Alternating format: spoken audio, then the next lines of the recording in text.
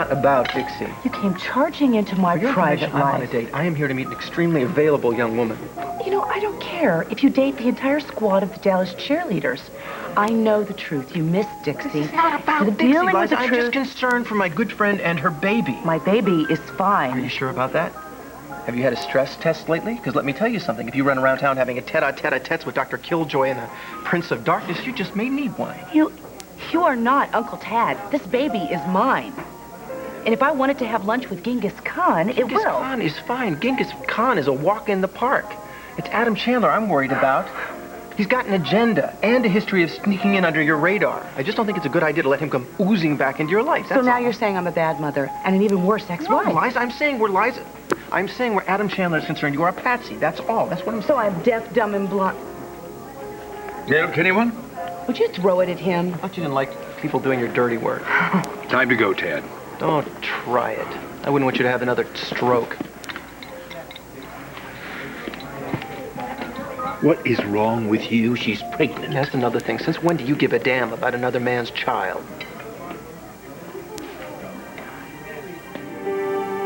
I wanted to drink.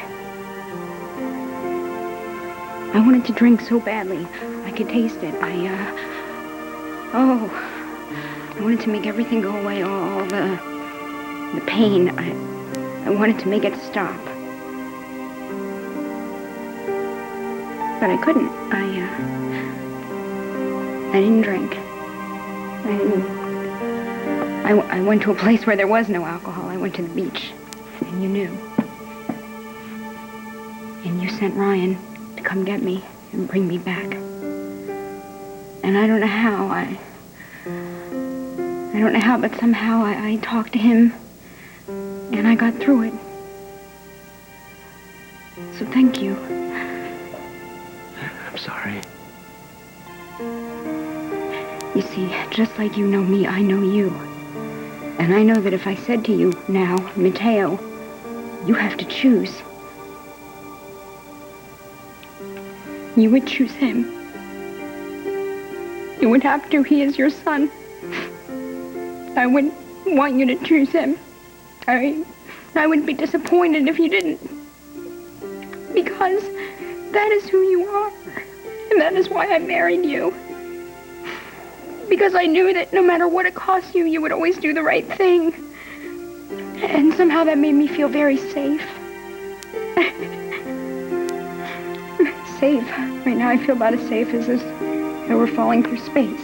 No. So, life on life's terms. Max is here to stay. And it's up to me. Can I take it? Can I take the fact that, he's yours and not mine? That I will never have your child, that I will never look down at a little face and see you and me? I don't know. But I had to make a decision. And so I did.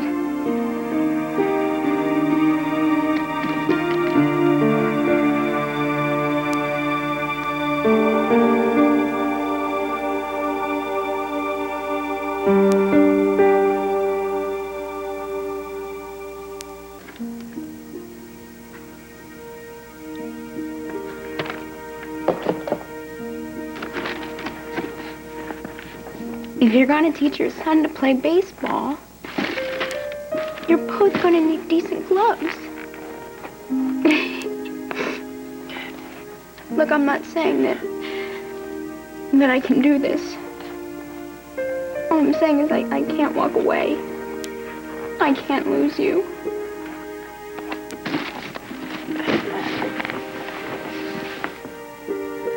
You're not gonna lose me.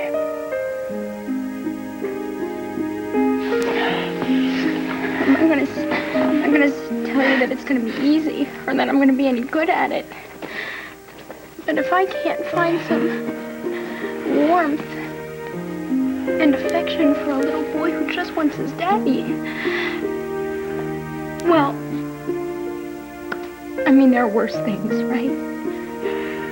Just, please don't expect me to be good at it all at once. This is the most precious gift I've ever been given. even more precious than the gift Raquel gave you. You just gave me everything I ever wanted. I'll call in an hour and see if the market's improved. And what are you doing? You got your crisis, Palmer. I have mine.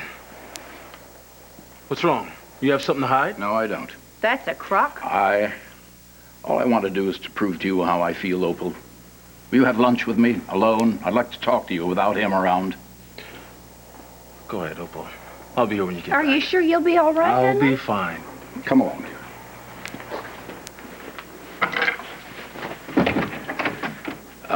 We're leaving. If I get hungry, I'll order room service. Now, wait wait. I thought you said you had nothing to hide. I don't, but it's what? It's unorthodox. That's me, Miss Unorthodox. Now, did you want to have that lunch, or have you had a change of plans? Of course, of course. See you later.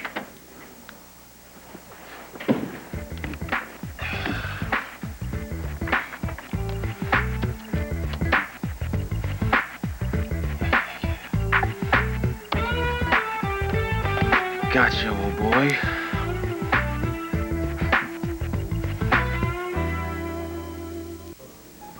I care about Liza. Yeah?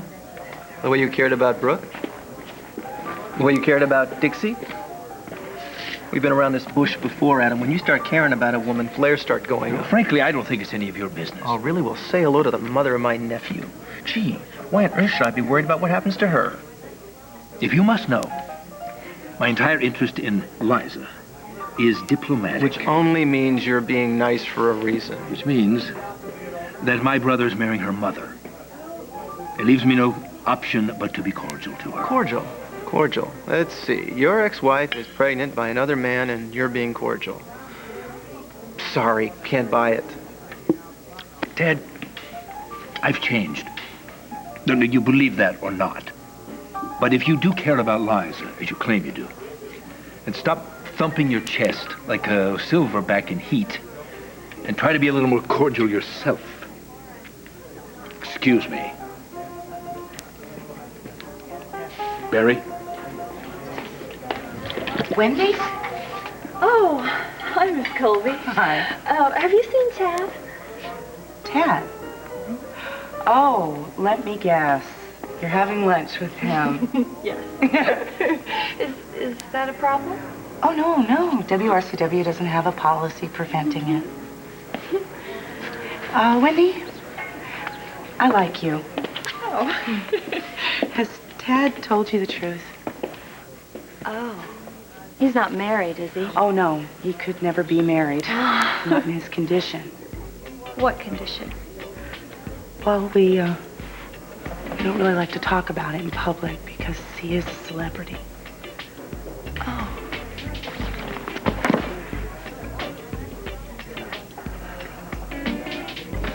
Yuck. My name didn't come up. Then the fertility clinic is sold. It's final. Excellent, Barry. Your retainer's in the mail.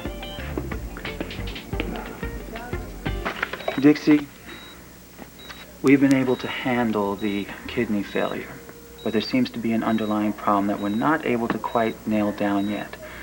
So I'm going to want to run some more tests. Nothing too strenuous. Just something that I can try and find a way to treat this weakness and this shortness of breath that you're having.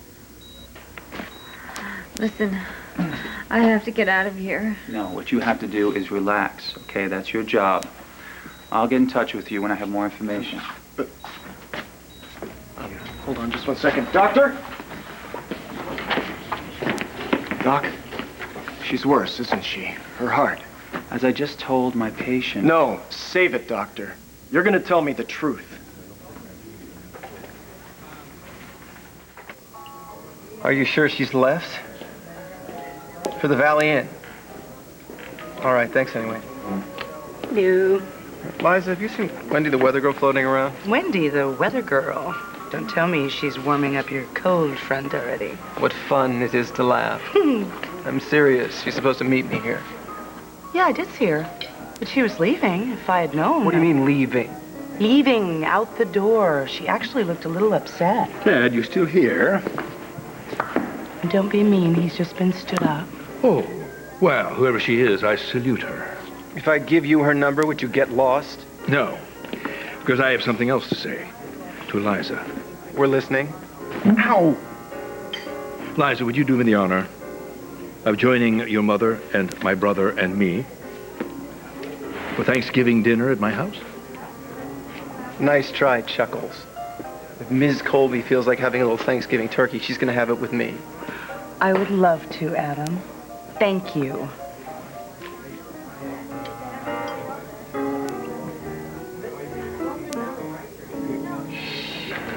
When I have more information, I'll be more than happy to share it with you, Braden.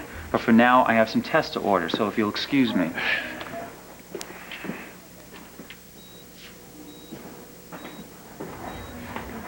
Hey, what did he say? He can't tell us anything until he has more information. But something's wrong. Well, we know that much. Every time you get out of bed, you collapse. Look, you were fine before, right? Right. So I'm sure they'll clear you up. Oh.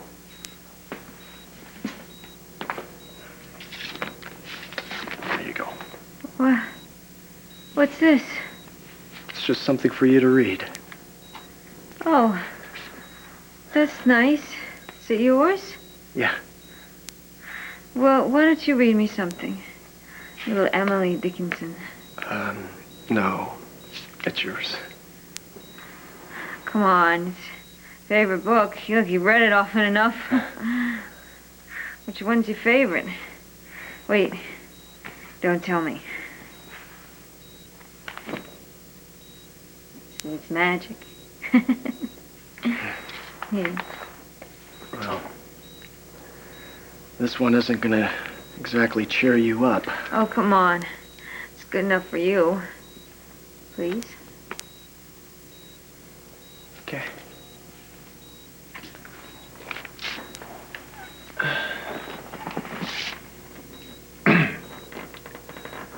We don't cry, Tim and I. We are far too grand. But we bolt the door tight to prevent a friend. Then we hide our brave face deep in our hand. Not to cry, Tim and I. We are far too grand.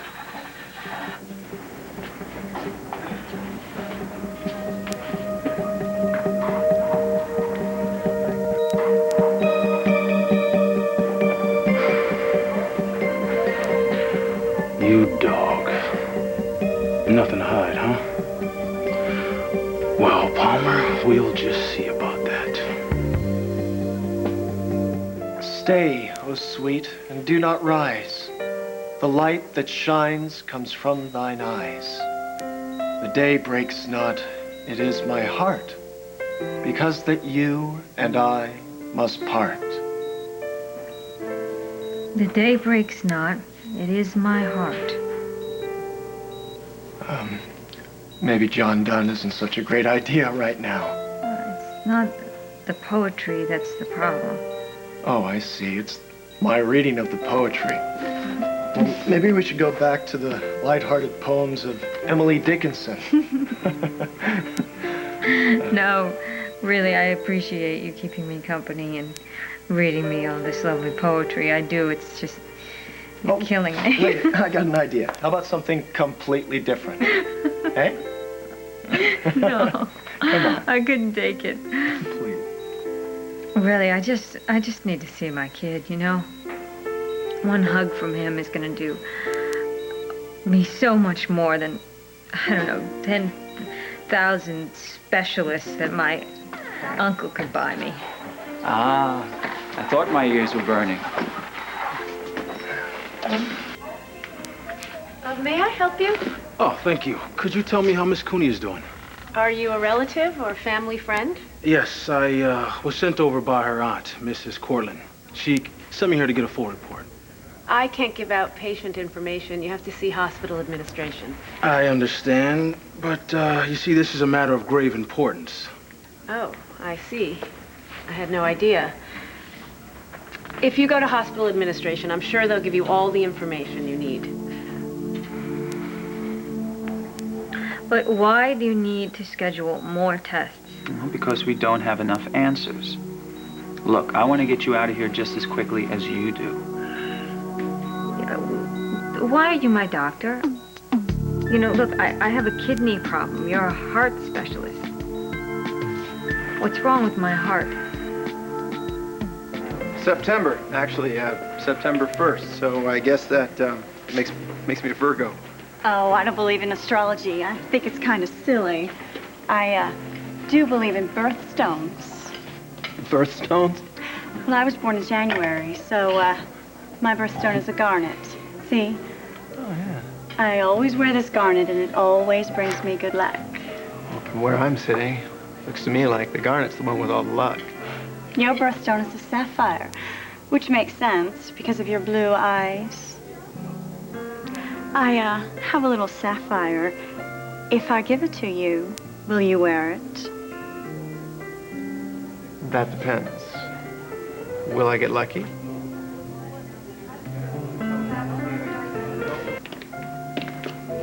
Yeah, we'll see him on vacation. That's about it. Look, why don't we go back up to my room and order some room service? How about that? No. I'm not afraid of Tad Martin. In fact, I'd like to talk to him alone. I don't think that's a very good idea. Yeah. I mean, maybe later, but right now I think Tad Martin's probably the last person in the world you need to talk to, and I'm going to go share that opinion with him right now. Oh, no, Jack, no. Christine, let's go upstairs. Yeah, why don't you and Travis go upstairs, order us something? I'll be right up. Yeah, No, Jack, I don't want you to talk to me. I won't be long. Bye.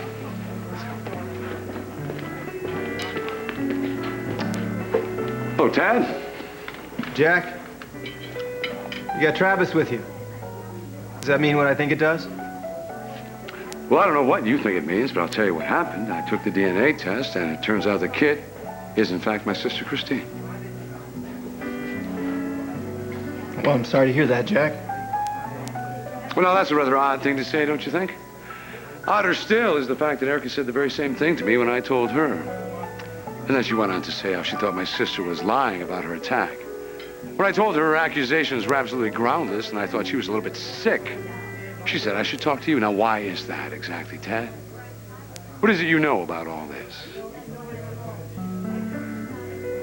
Please do me a favor. Anything, sweetheart, you know that. Would you go get Jack away from Tad? Oh, no, Christine, let's not get into that again. Please, please. I just need to talk to Tad alone for 5 minutes.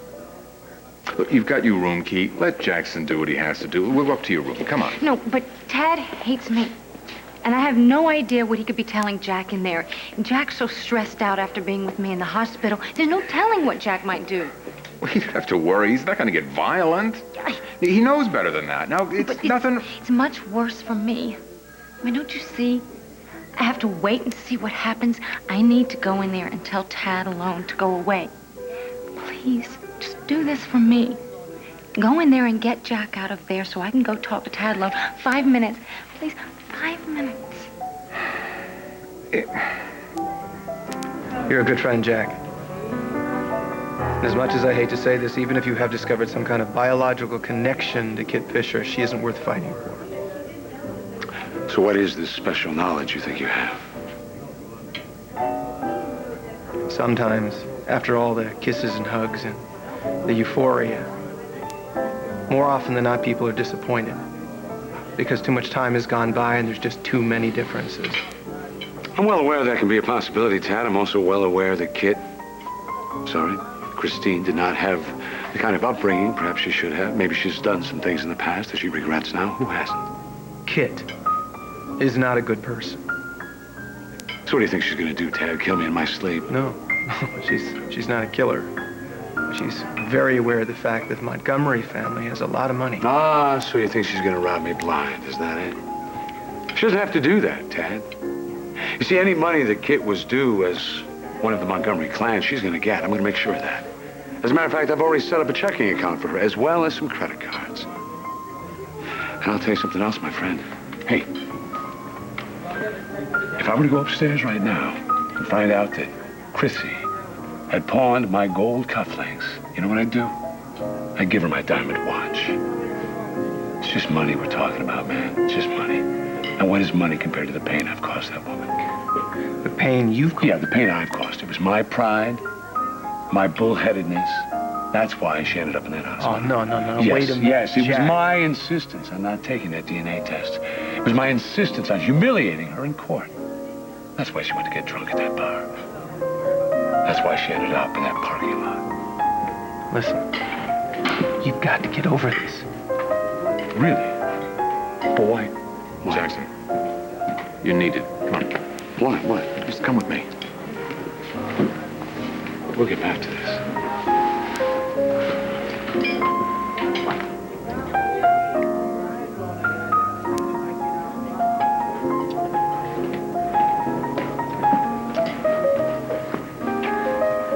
I had Travis come to take Jack away so I could talk to you alone. Well, for a Kit Fisher con, that's fairly benign. No more cons, Tad. That's why I need to talk to you. When we're dealing with kidney failure, there's always a danger that it'll impact other organs in the body. Now, in your case, the heart was affected. And that's why you did the surgery. Yes. And I'm hoping that I corrected the problem. Which is what exactly? Well, that's a little more complicated. You see, that's why we need more tests so we can get a better picture. You're not going to do any more tests on me until I know exactly what they're for. Dixie, you're going to have to trust me on this one. No, I don't. Look, I don't need to be a pincushion for you people. No nurse is going to stick one more needle in me until I know exactly what's happening. Come on, I was a patient advocate at PV Hospital for years. I know I have a right to know. These tests are not too invasive. I'm ordering a CAT scan, a 12-lead EKG, and I'm going to have them monitor your urine for the next 24 hours. That's all. Well, that just sounds charming, but what exactly are you looking for? Please, be straight with me, or I'm firing you and I'm going to keep my bodily fluids to myself. I don't care what kind of deal you've got with my uncle. Okay, fine. You win. You have a condition which is called pericarditis. Now, what that is an inflammation of the lining surrounding the heart. Now, from that, you developed a complication which is called cardiogenic effusion. Now, that's the reason why I had to go in and operate. What exactly does effusion mean? The sac which surrounds your heart fills with blood that leaks from your heart. Now, I had to go in and drain some of the fluid so that your heart would pump properly. These last few days of recovery, you've been on various clotting medications and steroids which reduce the inflammation. What if the steroids don't work? Well, why don't we give them a chance to, all right? Do you know if my heart's been permanently damaged? That's one of the reasons why we have to run some more tests.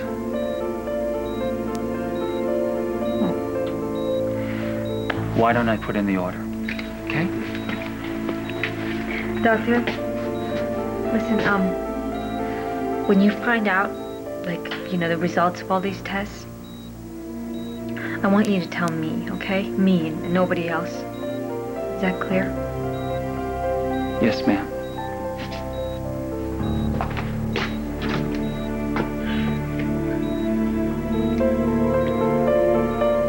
Now, the next time we come to New York, we're going to bring little old Petey, and we're going to have lunch at the Central Park Zoo. Wait, just hold your horses a minute here, Palmer. I mean, one lunch with no explosions from you and no tears from me does not a reconciliation make. Well, why not?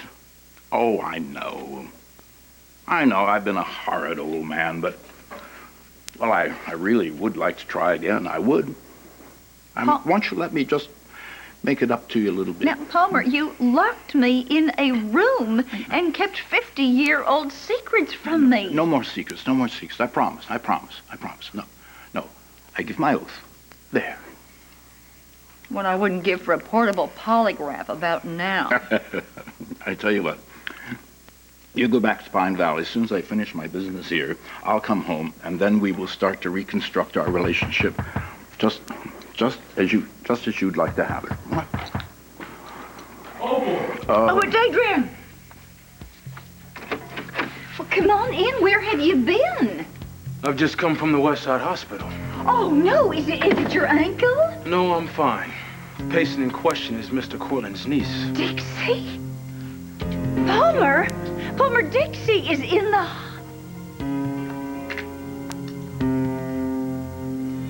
Oh, no more secrets, huh? You sorry excuse for a human being.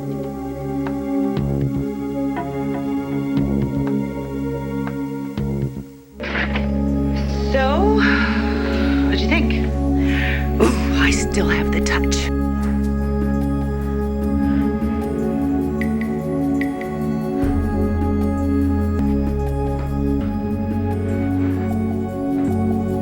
Bye-bye.